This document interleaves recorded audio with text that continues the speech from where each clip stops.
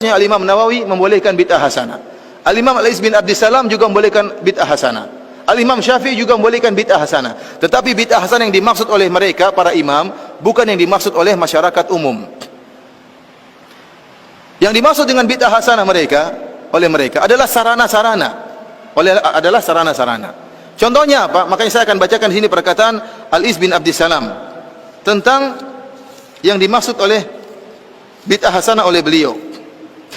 Al-Iz bin Abdissalam ini ulama besar mazhab Syafi'iyah yang dinukil perkataannya oleh Imam Nawawi. Imam Nawawi sehingga mengatakan bahwasanya bid'ah terbagi menjadi 5. Dia mengatakan bid'ah terbagi menjadi 5. Dan sebelum saya membacakan perkataan beliau, saya ingin jelaskan yang dimaksud dengan bid'ah hasanah oleh para ulama Syafi'iyah adalah hal-hal yang berkaitan dengan sarana, bukan ritual. Contohnya mereka mengatakan di antara bid'ah hasanah, bid'ah yang wajib atau bid'ah yang mustahab, contohnya bikin jembatan, contohnya bikin pondok. Bikin pondok ada enggak di zaman Nabi? Pondok ada enggak di zaman Nabi? Enggak ada. Di zaman Nabi orang belajar di masjid, enggak ada pondok. Tetapi di zaman sekarang dibuat pondok. Pondok itu bukan ritual ibadah, tapi pondok itu sarana untuk bisa belajar agama. Kemudian contohnya mereka mengatakan ilmu nahwu dan shorof, ilmu bahasa Arab. Di zaman Nabi tidak ada namanya ilmu nahwu dan shorof. Kenapa? Karena para sahabat semuanya bisa bahasa Arab. Yang butuh dengan ilmu nahwu dan shorof adalah kita-kita ini yang bahlul tidak tahu bahasa Arab. Makanya harus belajar ilmu nahwu dan shorof. Ini tidak ada di zaman Nabi, namun ada di zaman sekarang. Dan ini bukan ritual, tapi dia merupakan sarana untuk bisa memahami bahasa Arab. Contohnya lagi ilmu jarh wa ta'dil. Ilmu jarh wa ta'dil adalah ilmu untuk mempelajari dan mengetahui kredibilitas para perawi hadis. Hadis diriwayatkan oleh para perawi. Kita harus tahu bagaimana kredibilitas para perawi ini. Bisa enggak diambil periwayatannya atau tidak? Di zaman Nabi ilmu ini tidak ada. Kenapa? Karena para sahabat langsung meriwayatkan hadis dari Nabi, tidak melalui perantara perawi. Di zaman sekarang butuh, karena dari sahabat sampai kepada kita banyak perawinya. Maka butuh namanya ilmu jarh wa ta'dil. Ilmu ini dinamakan dengan bid'ah yang wajib menurut sebagian ulama. Kita bilang ini yang dimaksud oleh para ulama dengan bid'ah hasanah adalah masalah sarana. Contohnya apa? Mikrofon, ini juga bid'ah. Tapi dia sarana. Contohnya mereka mengatakan bid'ah hasanah adalah pengumpulan Al-Quran. Di zaman Nabi tidak ada pengumpulan Al-Quran, tetapi Al-Quran ditulis dalam lembaran-lembaran yang terpisah-pisah. Di zaman Abu Bakar ada ide untuk mengumpulkan Al-Quran lembaran-lembaran tersebut. Dan ini disebut dengan bid'ah hasanah karena di zaman Nabi tidak ada. Tetapi pada hakikatnya dia bukan ritual ibadah, tetapi dia sarana untuk mempelajari Al-Quran. Maka butuh lembaran-lembaran tersebut dikumpulkan.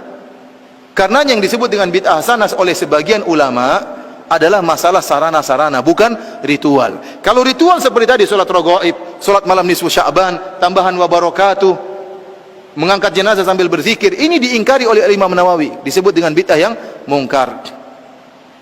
Sebagian orang-orang Indonesia tatkala melihat ternyata sebagian ulama Syafi'iyah membolehkan bid'ah hasanah, mereka salah paham. Mereka menyangka bid'ah hasanah yang dimaksud kreasi sebebas-bebasnya. Padahal tidak, yang dimaksud dengan bid'ah hasanah adalah masalah sarana dan sarana, bukan membuat ritual ibadah yang baru. Ya. Karena lihat, tatkala Imam Al-Iz bin Abdissalam mengatakan bid'ah terbagi menjadi bid'ah yang wajib, bid'ah yang haram, bid'ah yang mandub, dan bid'ah yang makruh, dan bid'ah yang mubah. Jadi bid'ah ada berapa? Wajib, mustahab, kemudian makruh, haram, dan mubah. Ada 5 macam bid'ah.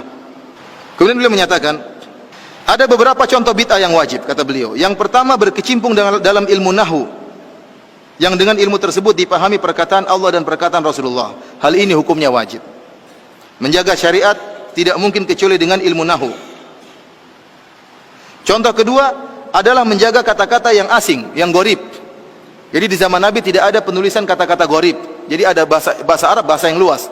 Dan Nabi dan para sahabat mengerti bahasa Arab dengan detail. Kemudian berlanjut dengan berjalan waktu, sebagian ulama pengetahuan tentang bahasa Arab berkurang.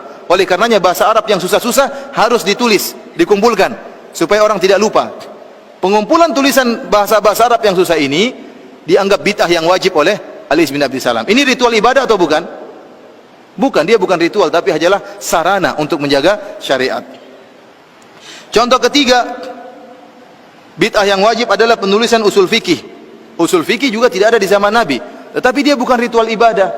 Ilmu usul fikih adalah ilmu untuk mempelajari penunjukan bahasa-bahasa Arab. Di zaman Nabi tidak perlu, karena para sahabat sudah ngerti bahasa Arab dan penunjukan bahasa Arab tersebut. Ini ilmu bukan ritual ibadah, bukan suatu ritual, tetapi sarana untuk bisa mempelajari agama. Dia sebutkan juga di antara contoh bid'ah yang mustahab, di antaranya pembuatan ar-rabat dan sekolah-sekolah, buat pondok, sekolah-sekolah, ini bid'ah hasanah. Bid'ah yang mustahab. Dari sini ikhwani fillah wa akhwati fiddin azanillahu iyyakum, kita paham ternyata meskipun sebagian ulama Syafi'iyah membolehkan adanya bid'ah hasanah, namun bid'ah hasanah yang mereka maksudkan tidak sebagaimana yang dipahami oleh banyak orang, sehingga mereka menyangka boleh berbuat kreasi dalam ibadah sebanyak-banyaknya. Ini tidak dibenarkan, ya. Yang dimaksud bid'ah hasanah oleh mereka hanyalah, ya, perkara-perkara yang berkaitan dengan sarana dan bukan ritual ibadah. Karena kalau kita membuka bab ini, setiap orang boleh bikin ritual agama, maka akan banyak kelompok-kelompok yang aneh-aneh. Akan banyak kelompok yang aneh-aneh. Ada yang berzikir dengan menggerakkan kepalanya, la ilaha illallah, ya, seperti itu apa? Illallahnya harus begini. Kenapa begitu? Enak saya rasakan kalau. Kenapa kalau saya illallah sebelah kiri enak atau tidak, ya? Orang juga, ya. Oleh karena saya katakan bid'ah hasanah semuanya relatif, tidak ada yang absolut. Beda dengan syariat. Kalau syariat Islam, solat berjamaah semua sepakat itu baik, bersedekah semuanya sepakat itu baik, solat malam semuanya sepakat itu baik. Tetapi bid'ah hasanah pasti ada khilaf. Contohnya seperti kalau bid'ah hasanah, kenapa dikatakan relatif? Karena dia baik menurut sebagian orang, menurut kreator bid'ah tersebut baik, tapi menurut yang lain tidak baik. Contohnya orang-orang Syiah tatkala berbuat bid'ah memukul-mukul tubuh mereka tatkala 10 Muharram, hari Asyura. Kita bilang itu perbuatan buruk, tapi kata mereka orang Syiah ini baik. Dengan saya memukulkan diri saya, mengeluarkan darah, saya ingat bagaimana perjuangan Hussein, menambah iman saya. Nah, sekarang repot, kita mau larang bagaimana? Kita bilang nggak baik, menurut dia baik. Dan kita punya kaidah sama-sama boleh bikin kreasi. Kalau kita punya kaidah boleh berbuat kreasi sebebas-bebasnya, maka kita tidak akan bisa mengingkari siapapun dalam berbuat bid'ah. Kalau tadi ada yang bilang la ilaha illallah gini, kita bilang kenapa kamu zikirnya kayak gitu? Kan susah kalau di kamar bisa kejedut kepalanya. Dia bilang ini enak kalau saya, illallahnya enak digoyangkan. Berarti kalau saya illallah belok kiri boleh enggak? Kalau ke belakang illallah enak enggak, ya? Seperti itu, ya. Akhirnya orang bebas saja mau berzikir. Mau bikin zikir apapun, bikin ibadah apapun enak. Oleh karena kita bilang suatu yang hasanah bid'ah itu pasti relatif.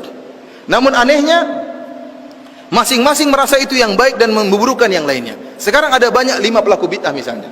Ada thariqah misalnya, thariqah rifaiyah, ada thariqah tijaniyah, ada thariqah naqsyabandiyah. Masing-masing punya bid'ah khusus.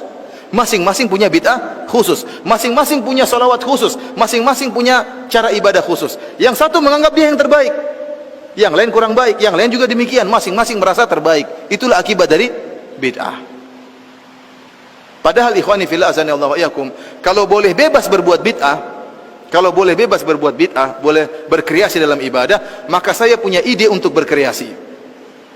Ide saya untuk berkreasi, saya punya ide yang sangat indah. Saya akan katakan kepada mereka, para pencetus bid'ah, saya punya ingin bikin bid'ah. Bid'ah saya adalah tidak boleh beribadah kecuali dengan pemahaman para sahabat. Dengan cara seperti ini umat Islam akan bersatu. Oh, mereka bilang, oh nggak boleh kalau itu. Ya, berarti saya punya bid'ah, kamu nggak nolak. Ya, kalau gitu saya juga boleh nolak bid'ah kamu. Karena ikhwan, bid'ah tidak ada yang absolut, semuanya relatif. Baik menurut masing-masing penciptanya, buruk menurut yang lain. Berbeda dengan syariat Islam, maka yang sudah sempurna, maka disepakati kebaikannya oleh seluruh, ya, umat Islam, ya.